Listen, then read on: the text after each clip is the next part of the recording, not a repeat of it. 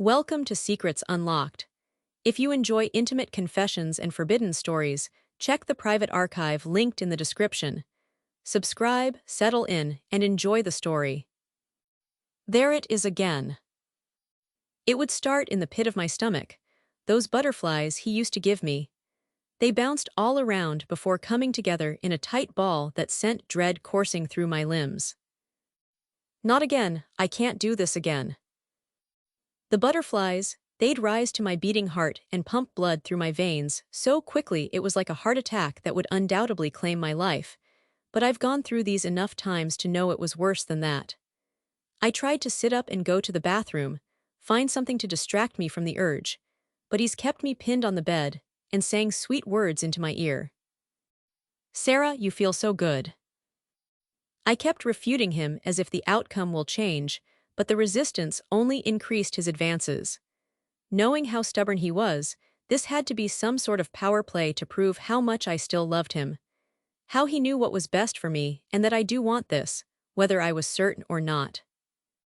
I helplessly stared up at the ceiling with pitiful whimpers. I called for my lover. "Oh God, please, it hurts so much." He hushed me with darkness coating his words. In that moment, the boundary between us was entirely erased. I couldn't fight it anymore. I clung to the bed sheets with my eyes bolted shut, overwhelmed by his terrifying presence. I tried crawling away, reaching for the headboard for some leverage over this one-sided fight, but I was caught off guard by the sheer impossibility of what was happening. This was all abnormal. I could feel him consuming my entire body in ways that a human could never, but I had already known that. Even so, the reminder always startled me. I was left completely overwhelmed, learning to accommodate his heavy presence. "Sarah," he collected his breath with a smile coating his words, "I love you." He always pushed me over my limit, just as he has done since his death. If he didn't let up, this guy would turn out to be the death of me as well. My true love and my first ever heartbreak, Patrick Sexton. Patrick grew up being made fun of for a lot of things, including his name. Patrick, like that dumb starfish. So you're just a fat pink blob with rocks for brains. Sexton, that's funny, 'cause you'd be the last person to get a ton of sex. Our high school bullies weren't very clever, but it still bothered me how much they teased him. I knew how it felt to be discriminated against. Before high school, I was the black sheep of the class with acne, a chubby body, and round glasses. Through peer pressure, I would make up every day, starve for hours, and never wear my glasses, which cost me a lot of trips to the nurse's office. But Patrick never changed. When I first spoke to him during our study break, one of the first things he asked me was, "You're not doing this because you feel sorry for me, right?" "No, of course not." "You don't need to lie. I know I'm a freak to them, but I don't care. At least I'm not boring." He swiped on his tablet to find his favorite manga. "They're lame to always talk about me and have nothing to say about their own lives. Wanna read with me?" We sat in the cafeteria reading together every break since then, and from there I learned he was part of the anime club, and then I met his best friends, Robin and Caspian. In a matter of weeks, I went from a try-hard popular girl to embracing my true self again. "Wow, Sarah, you really look amazing," people would say after I embraced my natural beauty, regained my body fat, and I wore glasses again. The same people who taunted me were now praising me. I assumed it was in part of their fear of Patrick, who by then made it clear he wasn't afraid to be suspended to defend my honor. Patrick and I spent 4 wonderful years together as high school sweethearts, but we never made love until after we graduated. "Sarah, what are you doing?" We were cuddling in his bed one night while we tried to watch a movie, but being so close to him made me notice how much he had matured.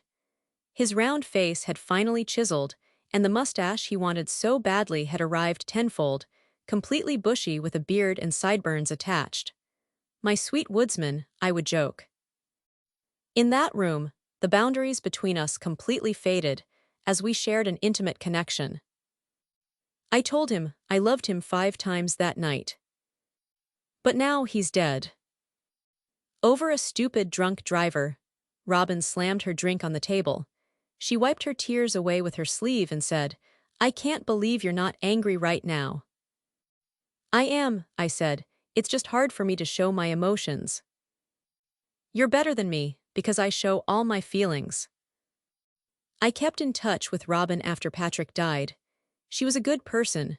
A little eccentric, but a good person. I only cried that night when I got the phone call, and a little tear went down my cheek when I was told it'd be a closed casket, but nothing more. Robin invited me for drinks the evening after the funeral. "Do you want me to stay over? We could play some games, watch a movie." I shook my head. "No, I'd rather just be alone." "We could also, you know." Robin lowered her voice, "call him again." I loved my boyfriend, but that was the last thing I wanted to do. Something you should know about our friend group. We were into dark shit, including the occult. Caspian introduced it to us, and when I told him Patrick died, he came up with the idea to call for him. He had a Ouija board at his house, and he drove down to meet me and Robin to perform a seance. With this ritual, we'd be able to contact Patrick from the dead. Caspian conducted the seance. We all had our hands on the planchette. "Are we currently speaking with Patrick Sexton?" Our hands gravitated towards the yes option on the board. "Patrick, this is Caspian. I am with Sarah and Robin. Do you know who we are?" Our hands stayed on the yes. I heard Robin swallow. "Can I ask a question?" I said. Caspian nodded. Taking a deep breath, I asked, "Patrick, are you in any pain?"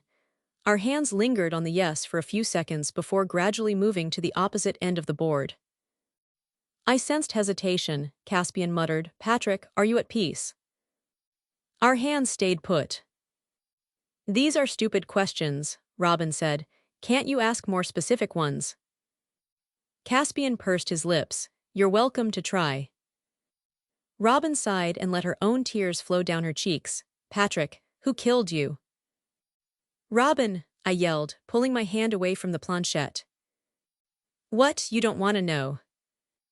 "That's not appropriate. I'm sure we'll figure it out soon." "But I want to know who murdered him, so I can kill that son of a bitch myself." "Girls, please," Caspian butted in. "I think it's best if we end this today. We could always try again another time." I thought that would be the end of it. We did our little seance, and it would help bring some sort of peace to my heart, and it did for a few days.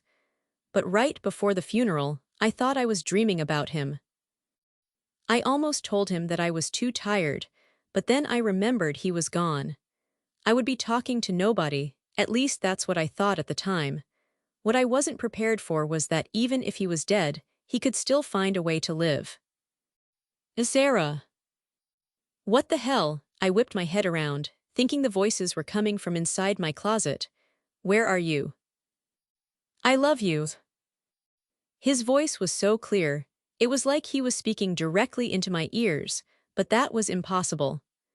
I called out to him again, my breathing picking up in a panic, too afraid to get up and check the closet for myself. But the response I got was more inhuman than I could have ever prepared for. In that moment, an overwhelming, invisible presence took total control over my body, leaving me completely helpless. I clawed at the sheets, crying for help, but the invisible force pushed my face into the pillow. No matter the location or the time, Patrick's ghost would return to haunt me. At his funeral, I was hunched over while his mother was speaking about how great of a son he was. Robin rubbed my back, telling me it was going to be all right.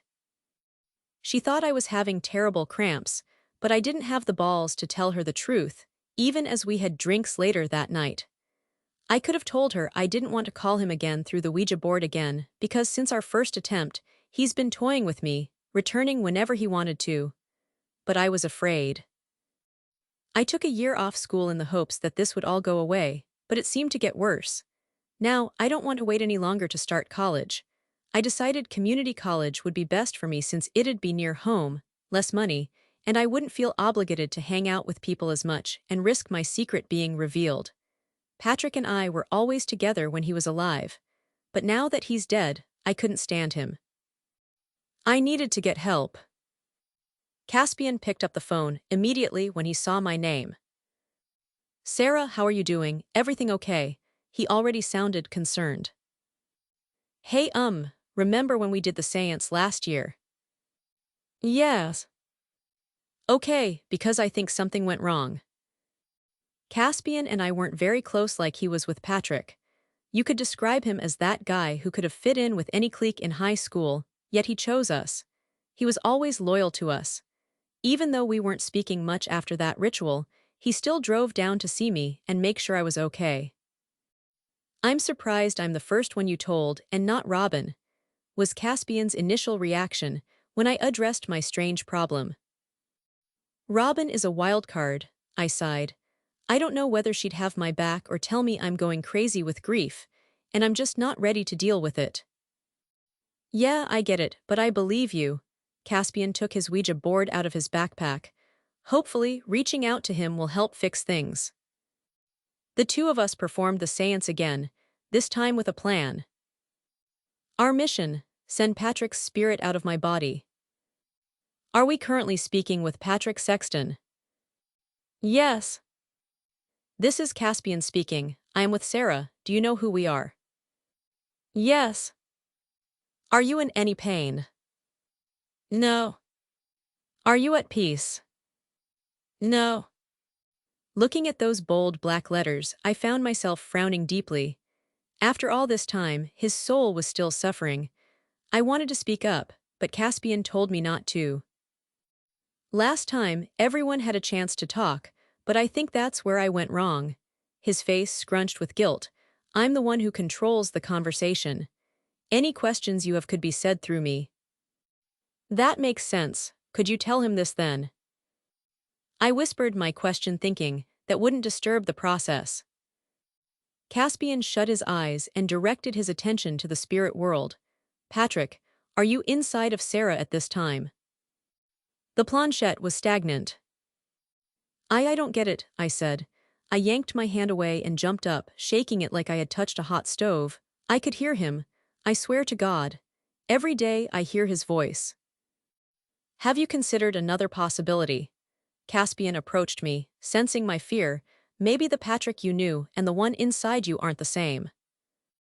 But I'm not saying he's not your boyfriend, Caspian stressed. Just that we are unaware of what the spirit endures after death, but I would think as a spirit, one would be all-knowing and powerful. That would mean he was kind to you now, but knowing he could treat you as he wants with no consequences. Maybe he's... The planchette shifted. We heard it move and looked at the board. Yes. I felt my head grow dizzy and I grabbed Caspian's arm. I can't do this. It's okay, he replied. I'll pack it up, but let's say goodbye first. We sat back down to close off our session with Patrick's ghost. My dear friend, Patrick Sexton, we thank you for your time and presence at our table. Sarah and I wish you everlasting peace in the afterlife and grant us blessings that someday we too will be where you are in heaven or heaven equivalent. My stomach churned once he finished talking, and it blossomed into a hot sensation that was spreading through my body. Cass. Ahem. It's happening again. In that moment, the terrifying manifestation of Patrick's presence took hold, plunging me into complete vulnerability as the entity asserted control over my body. You need to leave, I yelled. You don't want me to help. You can't help. I stepped away from my friend. If what we just did wasn't successful, then what else could we do? I dropped to my knees. I never knew that Caspian could become even more pale than he already was, but when he truly understood how serious my situation was, he was drained of color immediately. Caspian stumbled when rushing to fold up his Ouija board and shoved it in his bag, blowing out the candles and turning on the lights. He threw the bag far away from us, but not before grabbing a small vial he kept in a pocket. He removed the cap and started splashing it on me. If I told Robin that Caspian threw holy water on me screaming, "The power of Christ compels you," while I writhed over the floor, she'd have a laughing fit. Patrick wasn't letting go of me though. He felt stronger than ever, his entity asserting absolute dominance and control over my physical form. I wanted to cover my face in shame, but he wouldn't let me.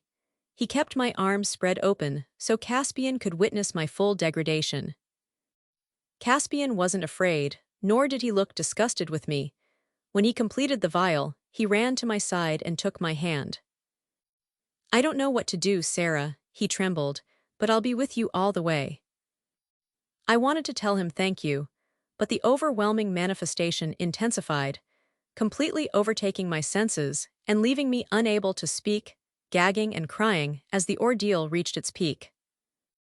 I took a warm bath afterwards, scrubbing deep until my skin burned pink. Although Patrick loved dominating me, he never left evidence of his crime, which made my ordeal even more confusing to explain to people. At least Caspian understood. He waited for me in my bedroom, sitting quietly on my bed, probably wrapping his head around what he just experienced. When I came out, I could sense that he wanted to keep a calm face to not add to my shame. My dark hair was wet and curly, retracted up to my shoulders. With the heat of the bath, my cheeks made me look like I was blushing at him too. "Do you want to watch something?" I said. Sure." We binged a season of Moon Phase and argued about the plot. Caspian ranted that the lead character, Celeste, shouldn't have the ability to time travel without the magical moon rock, while I argued that she could because her love for Dr. Rocket could go beyond the Grand Order's rules. Besides, I think Dr. Rocket was born on the moon. "Get the fuck outta here." "It makes sense though, doesn't it?" We shared popcorn Caspian made in my microwave and a couple of sodas. We stayed snuggled up together for hours, then we took a nap. When I woke up, it was thunder storming outside. "Cass," I mumbled, opening my eyes to his chest in my face. It woke Caspian up, and while wiping the drool off his chin he asked what time is was. 7 p.m. Damn, didn't think I'd stay that long. "I know you wanted to leave earlier." "No, I could stay for the night," Caspian said. "I like it here if you don't mind." For the first time since my boyfriend passed away, there was a fluttering in my heart that didn't make me feel afraid. I looked into Caspian's eyes, which were such a bright blue that they could pierce into your soul. But I wasn't scared. Being with him didn't make me scared anymore. I smiled warmly at my friend. "Stay as long as you like." I decided to call up Robin, showing her through video chat that Caspian was sleeping at my house for the night. If I knew he was coming, I would have been there to say hi. "Would you really?" A second girl popped into Robin's frame. "Well, if it didn't interrupt our date." "I would say the rainstorm already did that for you guys," Caspian said. "Not really," the second girl grinned. "We spent all day at the mall. We're leaving now." "Yeah, no raindrops are gonna kill this love." Robin kissed the girl. "Yua," I scrunched my face, jokingly. "Don't be a hater," Robin smiled warmly at me. "I'll text you later, okay?" We waved goodbye in Caspian, and I went on to reminisce on better days. He was especially fond of the memories he had with my boyfriend, how he and Patrick would help with club events and try to bulk up to get more muscular bodies. Caspian said Patrick beat him in that department. "Yeah, we were bros in every way." "Sarah," Caspian caught me crying, "is this too much for you?" "No, I want you to bring him up. I'd rather that than forget him," I sniffed. "But it's not even about Patrick, I just think. We all had such bright futures and his was cut short and mine's. I feel like I'm in so much pain." "Sarah." "Patrick and I wanted to go to university, but that's impossible now. He's dead and I'm, like this. How stupid would I look having uncontrollable orgasms in class?" Caspian hugged me. "I don't know what to say, but I'm sorry," he whispered. "When he passed, I didn't know what to do with myself. When I saw how beat up he was, it was so traumatizing. I couldn't believe that was him, but sometimes it still haunts me. I thought if we did the seance that would give you some peace, but I'm a liar, I did it more for myself." I leaned back to look Caspian in the eyes. "It's okay, we can all be a little selfish sometimes, right? But my selfishness started this whole thing. Now you're being hurt by him. If I had left you alone, you could have grieved properly like you deserve." Caspian was there when I was having my breakdown earlier, and I wanted to return the favor. I took his hand in mine and said, "There's no telling what would have happened if you didn't intervene. You didn't plan on this happening either, so I don't blame you. It's not your fault." My friend gave me a longing expression, one that a guy probably shouldn't give to their dead friend's ex. "There's so much I wanted to tell you, Sarah, about that night, but I covered it up with some stupid ritual. I ruined your life." My hands went up to his face and wiped away his tears with my thumbs. "No, Cass, if anything, you're saving it." Patrick and I waited a long time before we had sex. We had a first kiss, went on several dates, grinded against one another like the horny teenagers we were. But we never fucked until after graduation. Sometimes I would think, maybe we should have done it sooner because not long after we lost our virginity together he died, and perhaps this demonic fucking we do now is him making up for lost time. I was tired of waiting for a better tomorrow, hoping that life will return to the way it was because it would never be. So am I wrong to adjust to the present? I had so much pain, too much to bear alone, and Caspian was there for me. I never even saw Caspian in that way before, but I was so desperate for a touch that didn't find joy in my pain. A lover who would respect my boundaries again. Somebody that I trusted. The rain went on, and the thunder grew louder as the television played softly in the background. And in that moment, the boundaries between us finally dissolved, and we sought comfort in each other's embrace to escape the pain. That evening, a shift occurred between us. We stood by my bedroom window, looking out at the rustling trees that were being blown in the wind by the thunderstorm. The streetlights were flickering, and I could spot a river of dirty rainwater flowing down a sewer. I felt like I was betraying Patrick, but with all the time fearing for my safety, I gave myself permission to stop worrying, and that Patrick, despite all that he's done, would still want me to move on. Caspian had so much more to give, and I was ready to offer all of myself to him. It felt as though we were forgetting all worries and taking all the stress that we've carried on our mortal bodies out on each other. I couldn't imagine the pain Caspian had suffered upon losing Patrick. I never even asked him how he felt during it all. I only cared about myself. To think, seeing how unrecognizable your friend looked after a car crash must have been. But at Patrick's funeral, his casket was closed. There was no wake. Not even his mother saw his face after the accident. How would Caspian know? All the unbridled joy I had in my body had shut down. "Caspian." "Yes, baby." "How did you know what Patrick looked like after the crash?" "Because he got hit by a drunk driver. They caught the guy after the funeral, you know that." "But you told me you saw his face. We could assume he was messed up, but you said it traumatized you when you looked at it." I made Caspian turn and face me. "So, how did you see it? Were you there?" "Sarah, I wasn't." "Caspian, when you lie, you stutter a lot. Patrick told me that. So if you lie to me now," tears welled up in my eyes, "I know you never cared about me." "Jesus Christ, Sarah, why are you accusing of shit?" He panicked. "They caught the guy, and now you're thinking I killed Patrick." "I never said you did," I clarified. "But now that you mention it, that is a good question. Did you kill Patrick?" Caspian stood up and grabbed at his sweaty long hair.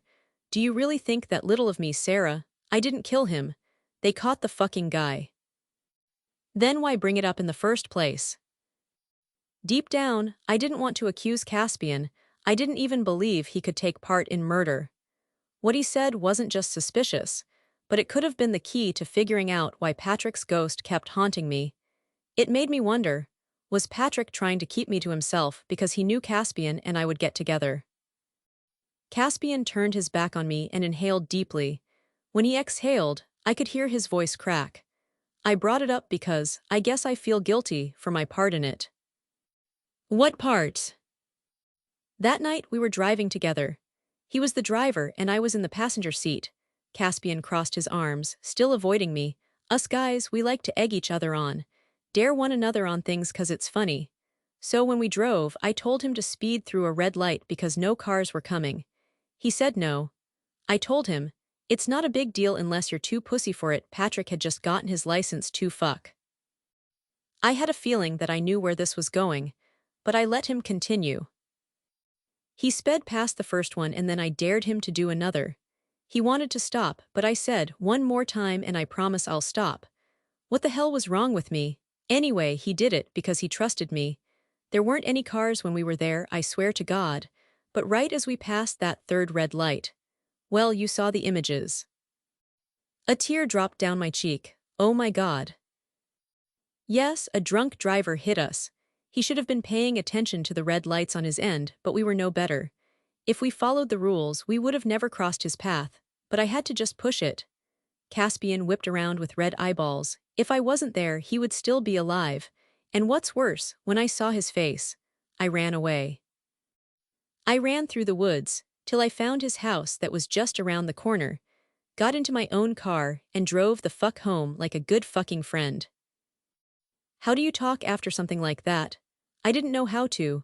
I just sat there, minutes after finding out he was there when Patrick died. Not just there, he was an accomplice. Yet when I stared into Caspian's face, I could tell he was remorseful. My hatred of him burned outside of my skin, but I still loved him.